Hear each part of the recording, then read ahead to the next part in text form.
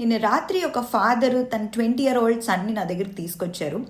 ఆయన కొన్ని విషయాలు చెప్పారు. ఏంటంటే తన సిస్టర్ మీద, తన మదర్ మీద తిను కొంచెం ఇండిఫరెంట్గా చూస్తున్నాడు. అండ్ ఆల్సో వాళ్ళు ఏమి ఇచ్చినా, ప్లేట్ తీసుకొచ్చి ఇచ్చినా, లేదా ఫోన్ ఇచ్చినా, క్లాత్స్ ఇచ్చినా వాటిని లిక్ చేయడం, వాళ్ళు కూర్చుని లేచిన ప్లేస్లో వాళ్ళ చైర్స్ని లిక్ చేయడము, ఇలా ఇండిఫరెంట్గా బిహేవ్ చేస్తున్నాడని నాతో చెప్పారు. సో నేను కొన్ని క్వశ్చన్స్ అడిగాను, ఆ అబ్బాయితో మాట్లాడాను, ఫాదర్తో పర్సనల్గా మాట్లాడాను. They are from a good family.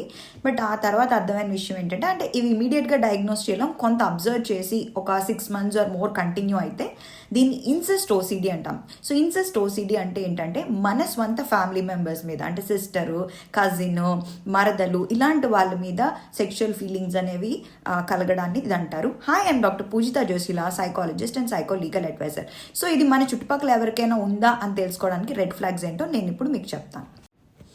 Physically ఇంట్రూసివ్ behaviours అంటే నీ డ్రెస్ బాగుంది, నీ చీర బాగుంది అని చెప్పి ఎక్కడ పడితే అక్కడ టచ్ చేయడం, చేతులు వేయడానికి ప్రయత్నించడం, దగ్గరగా వచ్చి కూర్చోవడము మనకు తెలిసిపోతూ ఉంటుంది. అండ్ ఆల్సో వాళ్ళ ఫిజికల్ రిలేషన్షిప్స్ గురించి డిస్కస్ చేయడం, మీ ఫిజికల్ రిలేషన్షిప్స్ ఆర్ మీ సెక్స్ లైఫ్ గురించి కొంచెం ఓవర్గా అడగడము.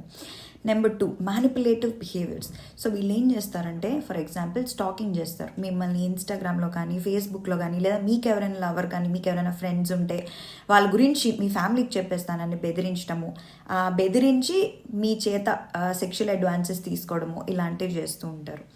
అండ్ ఆల్సో ఇంకొకటి, ఇంట్లో వాళ్ళందరినీ మీకు దూరం చేసి ఇంట్లో మీరు ఒక్కళ్ళే ఉండేటట్టు చేసి ఆ టైంలో మీ ఇంటికి రావడము, ఇంటికి వచ్చి గంటలు ఉండడము, ఇలాంటివి కూడా రెడ్ ఫ్లాగ్స్ ఉంటాయి. Number 3, genetic attraction. అంటే పుట్టినప్పుడు కొంతకాలం విడిపోయి, అంటే తెలియకుండా ఎక్కడో ఉండి మళ్ళీ కొంతకాలానికి కలిస్తే కూడా ఇలాంటి అట్రాక్షన్ అనేది ఫామ్ అవుతూ ఉంటుంది. Lack of aversion and disgust. చూడండి, యూజువలీ ఫ్యామిలీ మెంబర్స్ మీద అలాంటివి ఏమీ చేయరు. స్వంత సిస్టర్స్ మీద, కజిన్స్ మీద, బావ కానీ, మావయ్య కానీ, పెదనాన్న కానీ, ఇలాంటి వాళ్ళు యూజువల్లీ ఇలాంటివి చేయరు. ఎందుకంటే మన ఫ్యామిలీ మెంబర్స్ అని కొంచెం జాగ్రత్తగా ఉంటారు. అండ్ టెండెన్సీస్ ఎవరికి నార్మల్గా ఉండవు. సో అలాంటి టెండెన్సీస్ అనేవి వీళ్ళలో ఉండవు అనమాట. ల్యాక్ ఆఫ్ డిస్గస్ట్ అంటే ఏం చేసినా వీళ్ళకి ఉచ్చం నీచం అంటారు కదా తెలుగులో, అది ఉండదు. సో ఇలాంటి బిహేవియర్స్ మీ చుట్టుపక్కల వాళ్ళకి ఎవరికైనా ఉంటే మాత్రం, లేదా మీకు తెలిసిన వాళ్ళకి ఎవరికైనా ఉంటే మాత్రం మీరు ఇమీడియట్గా జాగ్రత్తగా ఉండండి. అండ్ ఆల్సో ఇది ప్రతిదీ జస్ట్ బికాజ్ మిమ్మల్ని ముద్దు చేశారు లేదా భుజం మీద తట్టారు అంత మాత్రాన ఇన్సెస్ట్ ఓసిడి అయిపోదు.